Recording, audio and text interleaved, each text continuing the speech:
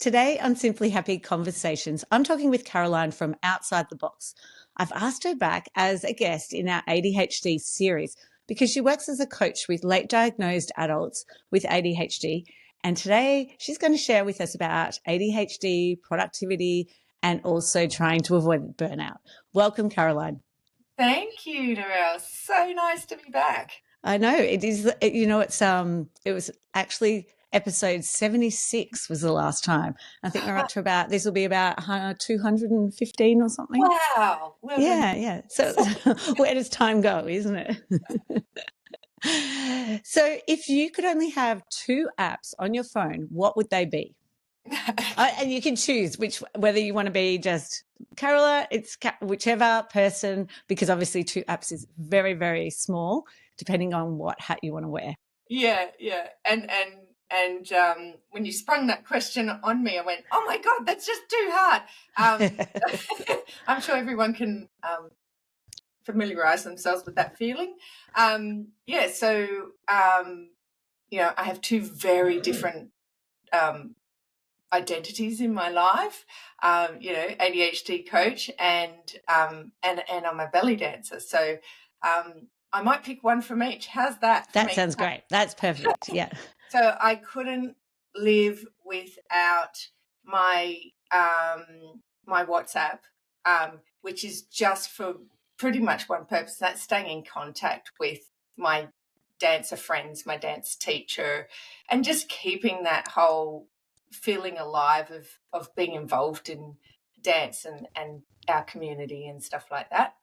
And for my other hat, I actually couldn't, probably the number one, I couldn't live without my Google Calendar. Yeah, definitely. No, I know. All sorts of trouble. And does yours talk to you and tell you what's coming up, or it's just a visual reminders that pop up? Yes, I'm an auditory sensitive person, hypersensitive. Yeah. So nothing beeps at me. I turn everything off.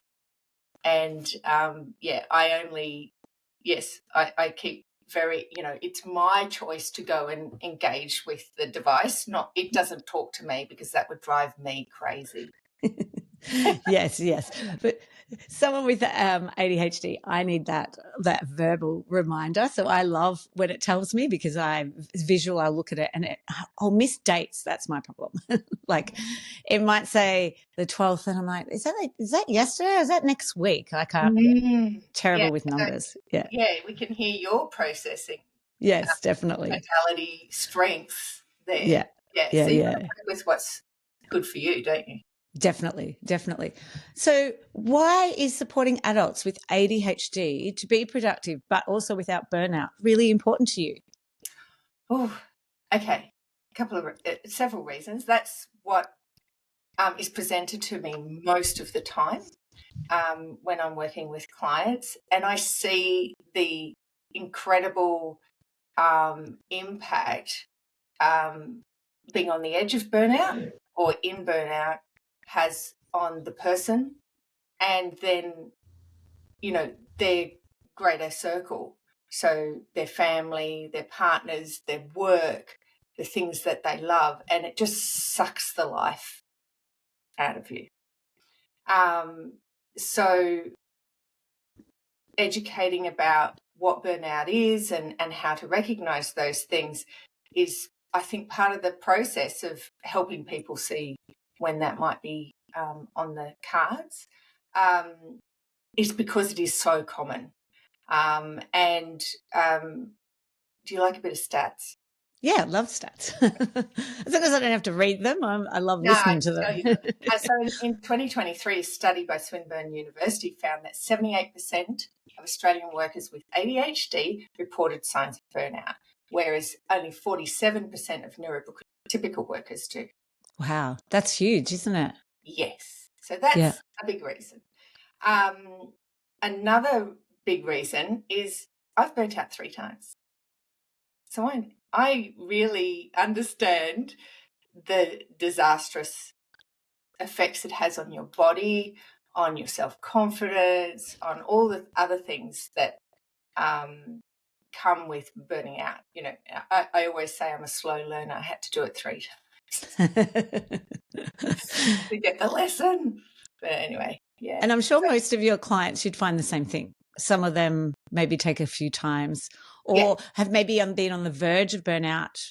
Maybe something's happened and they've taken a break, or their body's just stopped in another way, like maybe a broken arm or a broken leg. And then they've realized, actually, I was on the verge of burnout. Yeah. So there is a cycle of burnout, and and that's why the 3 times is, you know, there was a cycle there, and I, you know, didn't listen well enough. Yeah. Those 2 times. So what does it sort of present itself as in ADHD in particular? Yeah, so it can look like feeling just stuck no matter how hard you try. You know, you just feel like you can never sort of break through this feeling of, you know, swimming against the current. I can never get ahead. It feels like that. Chronic exhaustion, so completely worn out all the time. And even if you're taking, you know, the weekend to rest, you get back on Monday and you're still worn out. So it really looks like that. You'll notice burnout with someone with ADHD when the things that normally are part of their interest-based nervous system, the things that they find interesting and engaging and exciting, they stop enjoying those things, stop engaging with them. Increased emotional reactivity. Yeah. So very quick to react to someone's glance or slightly, you know, aggravated voice or something like that, being irritable, frustrated. And one that you may sort of not assume is actually overcommitting. So actually taking more on than when you're already overwhelmed. It sort of is seen to be stemming from this desire to prove capability, because you're in this stuck, or because you sort of can't, well, I must just, you know, I'll just say yes to more and I'll get more of that adrenaline rush and I'll get, you know, something will make me feel better. So yeah, they're the ways it can look for most people with ADHD. Oh yes, I can relate to that, in particular that last one. And it is around that dopamine. Oh, just do some more and then I might actually feel a little bit better. Yeah. But yeah, you then feel more exhausted and it sort of just builds up, doesn't it? Yeah.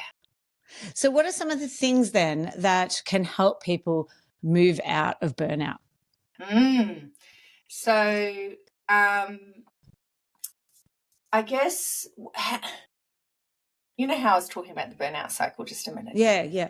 I think to move out of burnout, you might need to know where you are in the cycle.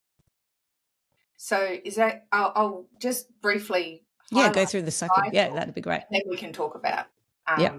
you know, how you get out of it. There's the cycle starts with excitement and overcommitment. So the thing you just said. So taking on too much due to that interest-based nervous system, pressure and urgency, which are all, you know, those very handy ADHD interest-based nervous system tools for engagement, for action, but they get overused when you start on this cycle of burnout. Then the second stage is then overworking, because you can see how that happens next, yeah?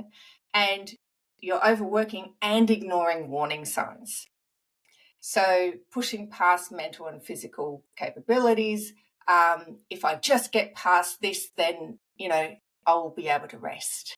I'm sure that's familiar. Yes. Especially in the work. And I mean, because you were a professional organizer, it's hard because, I don't know, I just love helping people and seeing, and sometimes it's urgency, isn't it, in some of the situations that you're helping a family. Yeah, absolutely. And you want, and it's that giving part as well that makes you feel good. But when you're depleted already, it's actually going to have the opposite effect. And that's where this cycle starts to break up. So the third part of the cycle is the burnout hits, and it's deep depletion, frustration and loss of motivation, even for the things we normally love, which is what I was talking about before. So then we go into shutdown after burnout. Struggling to even complete things that are so easy that you are usually doing and usually find really, not a problem.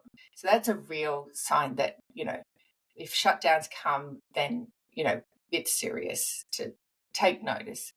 And then, of course, the last stage is going in, because you can't do anything, you go into recovery and you start to feel better. And guess what? You're starting to get excited and overcommit again. So we're back in the cycle. You're back in the cycle. Yes. And it's so interesting that you went through that full cycle, because that would be the type of clients that I generally work with, but I will be maybe working with them in that recovery that they just can't get started, can't do the things because they're burnt out, basically. And I think in the professional organising space, and for those getting help from professional organisers, in that recovery phase, they can't think their way through what they need. So they need this other person to help them with the organising, to set up the systems, because when the brain's in that much burnout, it can't, the executive functions of planning, organising, sense of time, all of those things just go offline, because the body's gone into, into shutdown recovery. We now need to, take care of this body physiologically. So let's just switch everything off in the brain. So where you had executive functions that already, taxed by not having enough dopamine and norepinephrine, now we have, even more shutdown in those areas, that frontal lobe of the brain. Yeah. So what's some of the things then, like, that actually drain people's energies that, they might get trapped into, and they're, back into that cycle again? What's some of the things you see? Oh gosh, that's a very broad question. It's very individual. Yeah. I think there's a huge element, aside from this, that is quite common with especially women with ADHD. And I see it in my male clients as well, which is especially late diagnosed, you sort of built all these strategies in life to try and, make up for, because everybody's given you these messages, or, why don't, you just need to do this, or you just need to be more that. So they become creating this, what I call a saboteur, a people-pleasing saboteur. And I think that is a trait that we see quite commonly with the burnout, is that everybody else's needs come before mine. And I think if we're going to go to the core of it, I think that's a big part. Yeah, definitely. It's those stories, isn't it, that you've taken on from a younger age. Yeah. And especially if you are late diagnosed, because it's like, then you've got to rewrite those stories and give yourself the, the empathy and the time that you need, and take away the shoulds. Yeah. Yes. Yeah. Absolutely. And so what are some of the effective strategies for building then sustainable productivity but reducing the risk of burnout? Yeah. So noticing where you are in that cycle will determine, where you're going to put your focus to move out and then get back to some productivity. Because, I'm not going to, people throw around this word burnout quite a lot right now. But if you go to the actual description from the World Health Organization, it's quite a serious, chronic clinical condition. So, for those listening, if your burnout is the clinical sign of burnout, there may be 1 to 2 years of recovery. I just don't want to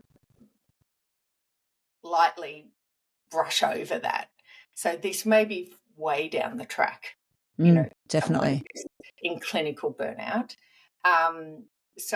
But we also see, which was the kind of, I think the kind of burnout I experienced was, and I talk about this on, I wrote 3 blogs on this topic. So. Oh, cool. We can definitely link to that. My type of burnout, and my personality makes a big difference as well, was that I completely detached from my body. So I wasn't listening to those signs, and my body just shut down.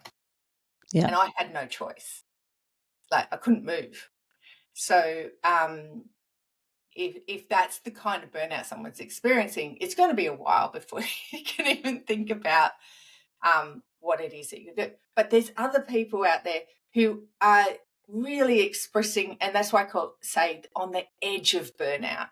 Like, you're feeling the signs, and you're kind of really realizing this exhaustion is coming, but it's not quite at that stage of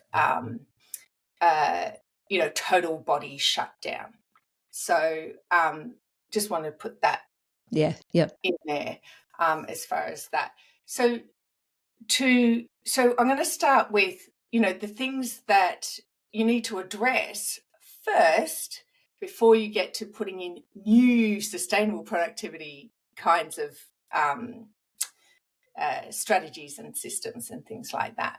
So you need to be taking care of the things that deplete your energy and your attention, because that's the thing that is really going to start to rebuild your ability to get back into productivity or organising, obviously.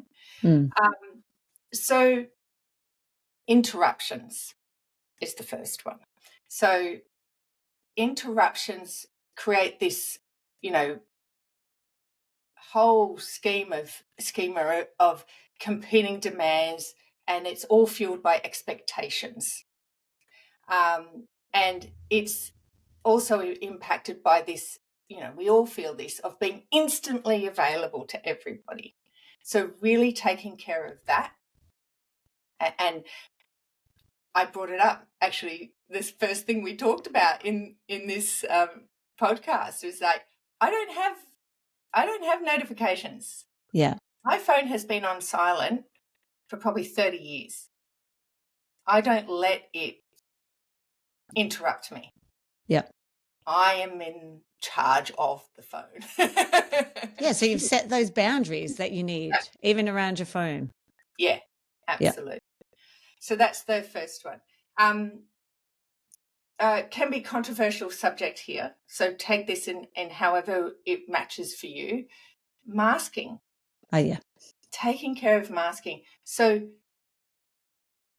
being able to create the environment that suits you and where you want to be with what you want to share with other colleagues, family members, friends, but you be comfortable with that. So I'm not one to advocate unmasking or masking. I think it's an individual choice, and there's very, very good reasons for keeping yourself safe through a certain level of masking. Definitely. There's certain situations where it's needed. You have to use it And I want to highlight a great episode, very controversial episode by Dr. Russell Barkley on his YouTube channel, where he talks about it. And he talks about that everybody masks. Every single person does it. It's just to what degree. And we all sort of need to, in some circumstances, do that. But where can you get relief from the masking? Where can you be just yourself? But we know we're going to have parts where we're going to need that. We all do. So that's because that depletes your energy. Yeah. Such a hard work. Yeah. And do you know what? That's one of the ones I think you see a lot with kids, is especially who are in education systems and it's maybe not suited to them. That is when you'll see that burnout because they've had to mask within the setting. Yes. And they've burnt out and they can't attend school then. Yeah, that's where I've seen a lot of it. Well, they can't learn because No. all of the energy is going towards this other activity. Yeah. Self-regulation. So working with your flow of emotions and attention. Probably a great resource that I have that's free for this is my guide for productivity and flow. And it's quite a process. It's a really chunky guide. It's not a one-sheeter, but it actually has in there how you can actually find your own energy and attention spaces throughout the day and actually put them to time frames and to activities. So you have this lovely map of energy. Task initiation is probably the thing I work on most with clients. It's that ability to get started. And I was talking a lot earlier about interest-based nervous system. So the interest-based nervous system is what's been identified by Dr. William Dodson as a second nervous system that ADHDers have that isn't based on what he views as neurotypicals have, which is the importance-based nervous system. And how many times have you gone, why did I do that? It's so important. It's because boring, it's not part usually. of your way of engaging with it. But it might be really important to you. Yeah. But it's not your way of engaging. Yeah. So through task initiation, it's finding ways to start a task that aren't really draining and energy depleting. So that forcing yourself or putting yourself in situations to make yourself start a task, that is energy draining. So finding the ways that are more naturally flow ways of starting for you. So that's what I work on a lot. Yeah. And I find that's what professional organisers, a lot of them do. If you do work with, in particular, ADHD is body doubling, isn't it? Yes. They might say, oh, we're going to do the pantry, but next minute they're doing something like admin, and it's like, let's just keep going because obviously me being in this space, I'll get it out, but you keep going because you're doing the task that you've been telling me about, and now that I'm here, you're doing it. So that body doubling really helps, doesn't it? It does, hugely. Yeah. The other depleter is working memory. And everybody complains, I've got such a bad memory. I actually don't believe in that there is any bad memories in people's minds. I call it a glitchy access system. Yep. Like it's glitchy in retrieval of the memory, not that you've got a bad memory. So if we could just delete that thinking, that would be great. I think that would take you a long way to stop that energy depletion. So getting things into ways that become like, and this came from Russell Barkley as well, create your own portable hard drive for your brain. Yeah.